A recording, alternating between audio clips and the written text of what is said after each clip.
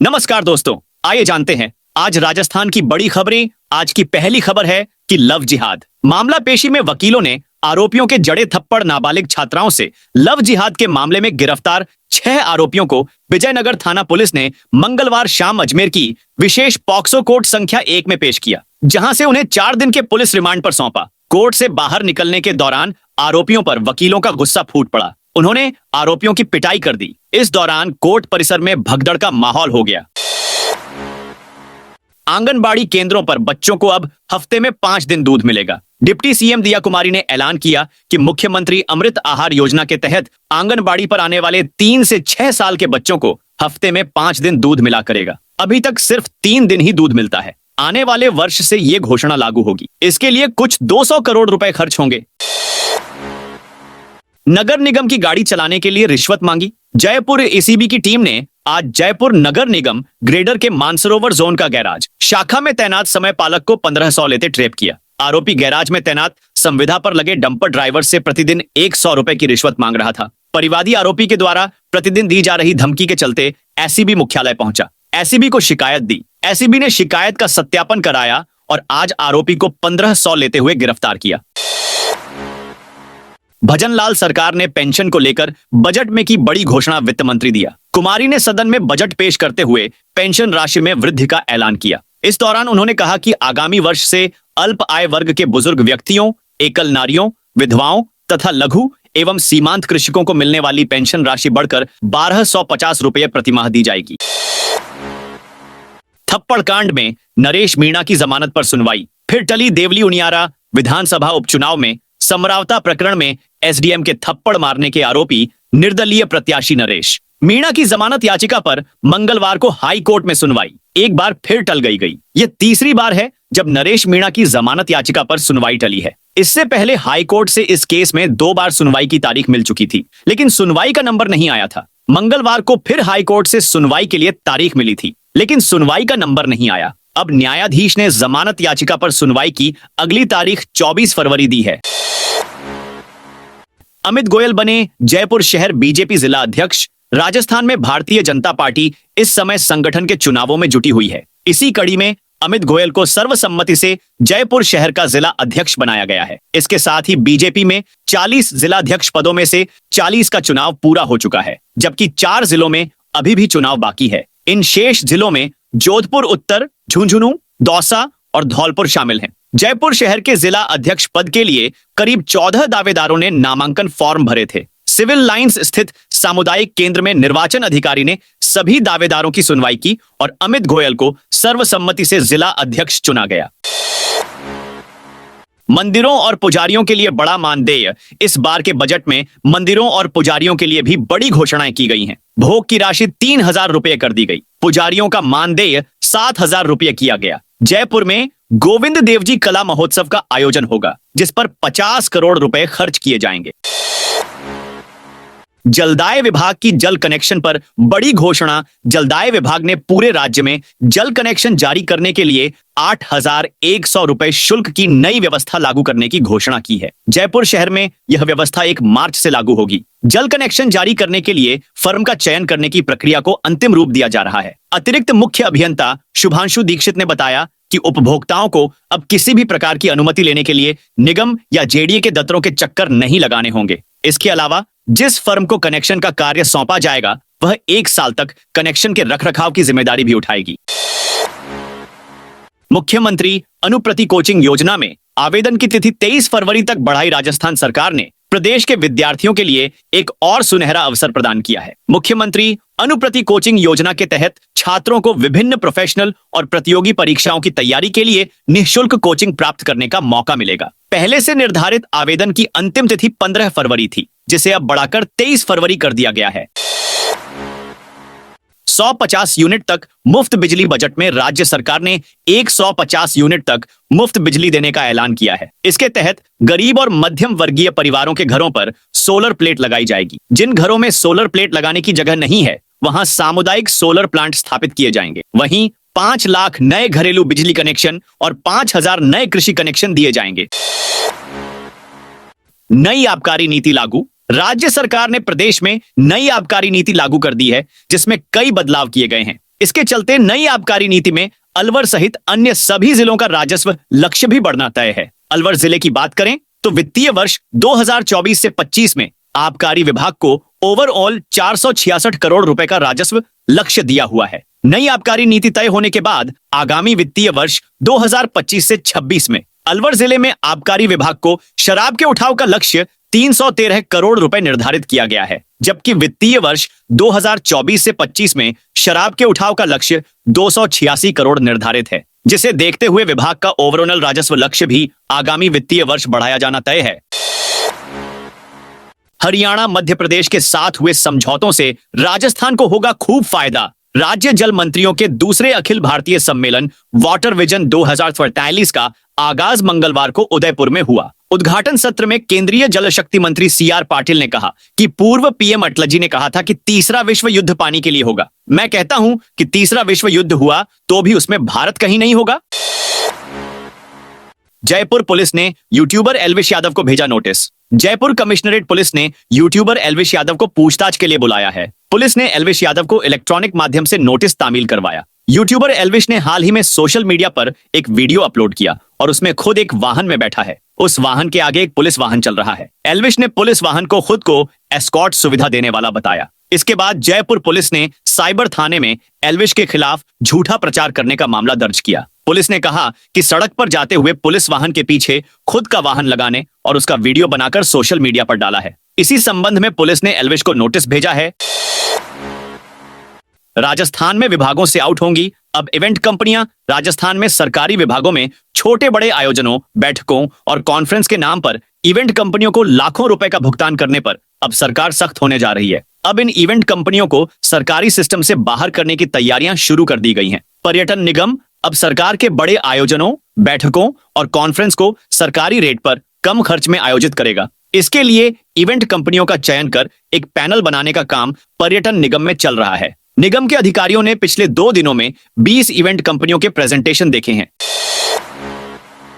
Budget में किसानों के लिए बड़ी घोषणाएं। राज्य सरकार ने किसानों के लिए कई नई योजनाएं पेश की हैं। 30 लाख किसानों को 25,000 करोड़ रुपए का कृषि ऋण दिया जाएगा। दीर्घकालीन फसली कर्जों और गैर कृषि कर्जों पर 5% ब्याज अनुदान दिया जाएगा। 2500 ग्राम पंचायत मुख्यालयों पर ग्राम सेवा सहकारी समितियां GSS खोली जाएंगी। नए 8 जिलों में क्रय विक्रय सहकारी संघ KVSI खोले जाएंगे। मुख्यमंत्री मंगला पशु बीमा योजना में किसानों की संख्या दोगुनी की जाएगी। पशु आहार सेंटर के विस्तार के लिए 540 करोड़ रुपए का बजट रखा गया। 100 नए पशु चिकित्सक और 1000 पशु निरीक्षक पदों की भर्ती की जाएगी। गोबर गैस प्लांट लगाने वालों को सब्सिडी दी जाएगी, जिससे पर्यावरण संरक्षण और आर्थिक लाभ मिलेगा।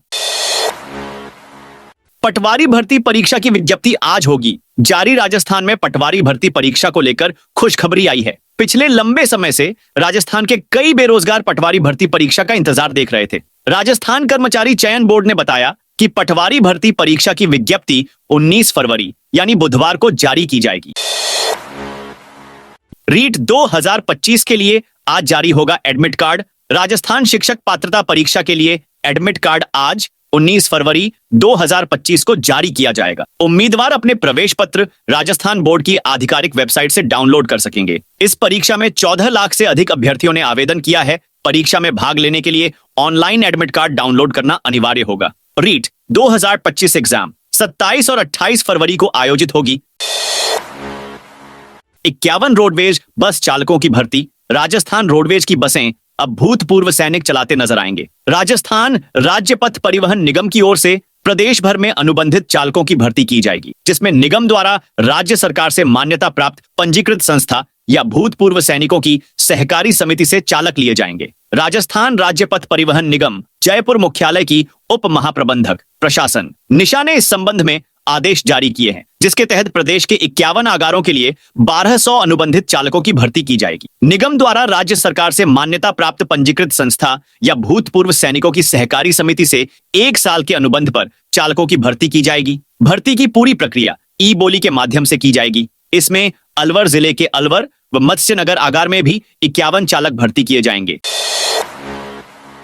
मंडी में नई सरसों की आवक। भीलवाड़ा की कृषि उपज मंडी में मंगलवार को रब्बी के सीजन की नई सरसों की आवक शुरू हो गई। जबकि अभी तक रब्बी के सीजन में समर्थन मूल्य पर सरसों, चना व गेहूं खरीद के लिए सरकार ने गाइडलाइन जारी नहीं की। ऐसे में जब तक सरकार समर्थन मूल्य पर इन फसलों को खरीदने की गाइडलाइन एवं तिथि निर्धारित नहीं करेगी, तब तक किसानों को मंडी या फिर स्थानीय व्यापारियों को सरसों की फसल बेचनी पड़ेगी। मंडी व्यापारी मुरली ईनानी ने बताया कि भीलवाड़ा जिले से नई सरसों बेचने के लिए किसान आए। व्यापारियों ने बताया कि नई सरसों 5,300 रुपए प्रति क्विंटल बिकी। व्यापारियों ने बताया कि इस समय सरसों का भाव 5,200 से लेकर 5,800 रुपए क्विंटल चल रहा है।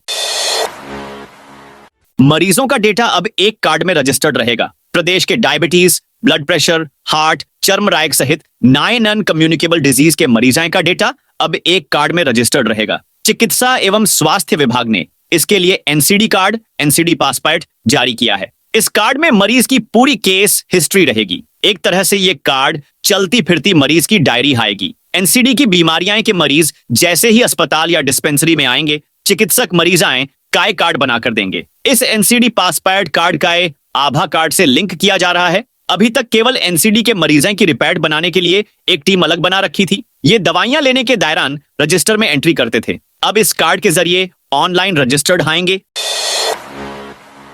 जोधपुर में ज्वेलरी देखने आई महिलाओं ने गहने चुराए। जोधपुर पुलिस कमिश्नरेट के सदर बाजार थाना क्षेत्र में ज्वेलरी की दुकान से आभूषण चुराने का मामला सामने आया है। आरोप है कि चोरी की रिपोर्ट थाने में देने के बावजूद पुलिस ने 20 दिन तक मुकदमा ही दर्ज नहीं किया। ऐसे में परेशान होकर पीड़ित ज्वेलर्स डीसीपी ईस्ट के पास पहुंचा और परिवाद दिया। उसके आधार पर पुलिस ने मामला दर्ज किया है।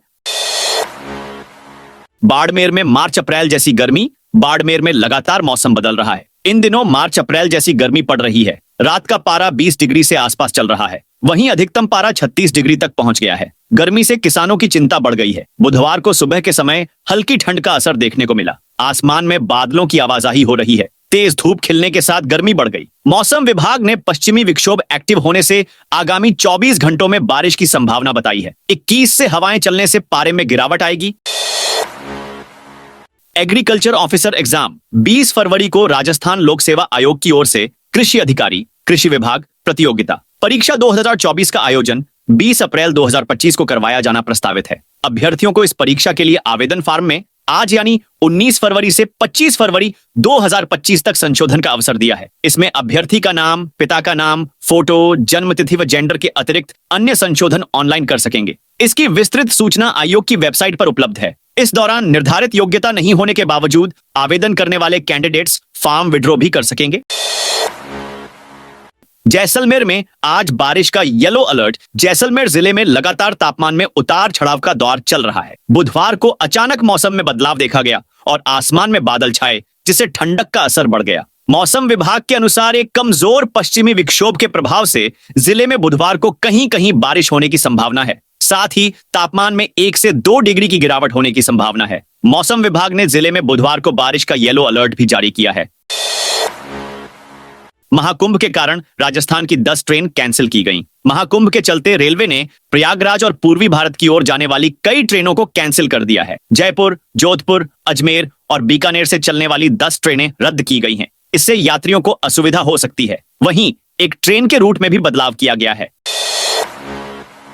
राजस्थान के 10 जिलों में आंधी बारिश, ओले का अलर्ट। राजस्थान के 10 जिलों में आज बुधवार आंधी बारिश का येलो अलर्ट जारी किया है। साथ ही कुछ स्थानों पर ओले गिरने की भी आशंका जताई है। 20 फरवरी को भी आंशिक तौर पर मौसम कुछ ऐसा ही बना रहेगा, जबकि 21 फरवरी से प्रदेश में मौसम ड्राई होगा और वापस तापमान में बढ़ोतरी होगी। उधर प्रदेश में पश्चिमी विक्षोभ के सक्रिय होने से मंगलवार को जयपुर समेत कई शहरों में हल्की बारिश हुई थी। मौसम के इस बदलाव से जयपुर, जोधपुर, बीकानेर, भरतपुर, कोटा और अजमेर संभाग के जिलों में दिन के तापमान में गिरावट हुई। प्रदेश के उत्तर पूर्वी और पश्चिमी जिलों में कल सुबह सुबह बादल छाए। टोंक, जयपुर, सीकर, चूरू, सवाई माधोपुर, करौली, सवाई माधोपुर, दौसा जिलों में हल्की बारिश और कुछ जगहों पर बूंदाबांदी हुई। दिन में प्रदेश में मौसम साफ हो गया और धूप निकली। हालांकि हल्की हवा चलने से तापमान में गिरावट हुई। जयपुर मौसम केंद्र के अनुसार एक विपरीत चक्रवाती हवा का क्षेत्र इन दिनों राजस्थान के ऊपर बना हुआ है,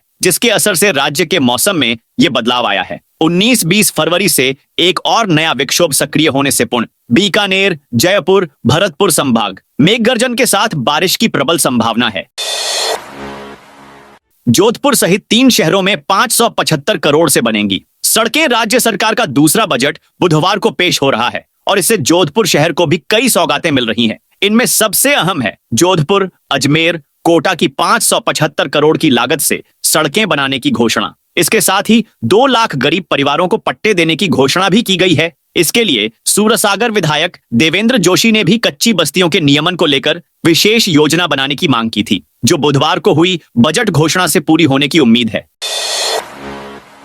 दौसा में एक ही दिन में पकड़े 117 बदमाश। दौसा जिले में पुलिस ने एक दिवसीय एरिया डोमिनेशन अभियान चलाकर 117 बदमाशों को गिरफ्तार किया है। एसपी सागर राणा के निर्देशन में जिले भर में 251 पुलिस कर्मियों की 64 अलग अलग टीमों ने एक साथ एक ही समय पर 289 स्थानों पर दबिश दी। तो दोस्तों, ये थी आज राजस्थान की बड़ी खबरें। आप इस वीडियो को अभी कौन से जिले से देख रहे हैं, उस जिले का नाम बताइए।